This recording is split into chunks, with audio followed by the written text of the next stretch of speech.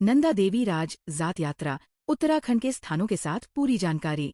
ये यात्रा उत्तराखंड के चमोली जिले में होती है और इसे हिमालय का महाकुंभ कहा जाता है। हर 12 साल में एक बार देवी नंदा देवी को उनके मायके से ससुराल तक विदा किया जाता है। यात्रा के 12 मुख्य पड़ाव। 1. नौटी गांव, कर्णप्रयाग, चमोली। यात्रा की शुरुआत। ये देवी का मैत यानी मायका है। यही डोली सजती है और 4 सींग वाले चौसिंघा खाड़ू को यात्रा का नेतृत्व सौंपा जाता है। 2. नौटी से ईडा बढ़ानी, चमोली। पहला पड़ाव।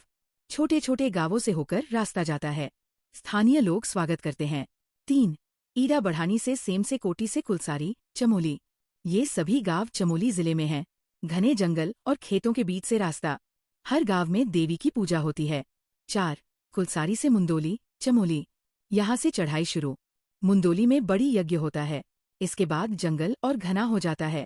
5. मुंदोली से वान गांव, चमोली। ये आखिरी गांव है जहाँ राशन मिलता है। यहीं से असली हिमालयी ट्रेक शुरू होता है। 6. वान से बेदनी बुग्याल, चमोली।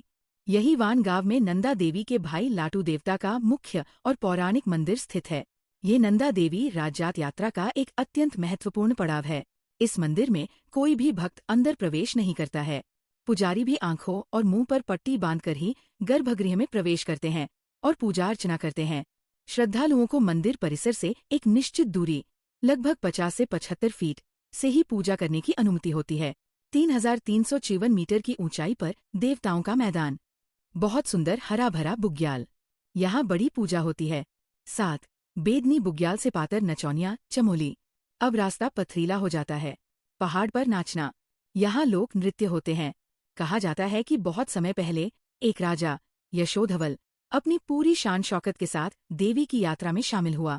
उसने नियमों का उल्लंघन करते हुए यात्रा के दौरान नर्तकियों को नाचने गाने के लिए मजबूर किया। देवी नंदा, जो स्वयं एक पवित्र यात्रा पर थीं, इस व्यवहार से अत्यंत क्रोधित हुई। उनके प्रकोप से वे सभी नर्तकियां वही पत्थर की बन गईं। आज भी वहां पत्थरों के रूप में उन आकृतियों को देखा जा सकता है, जो इस बात की चेतावनी देती है कि हिमालय के इस पवित्र मार्ग पर अहंकार का कोई स्थान नहीं है। 8. पातर नचौनिया से भगवान बासा, हाई अल्टीट्यूड कैंप। ठंड बहुत बढ़ जाती है और ऑक्सीजन कम होने लगती है।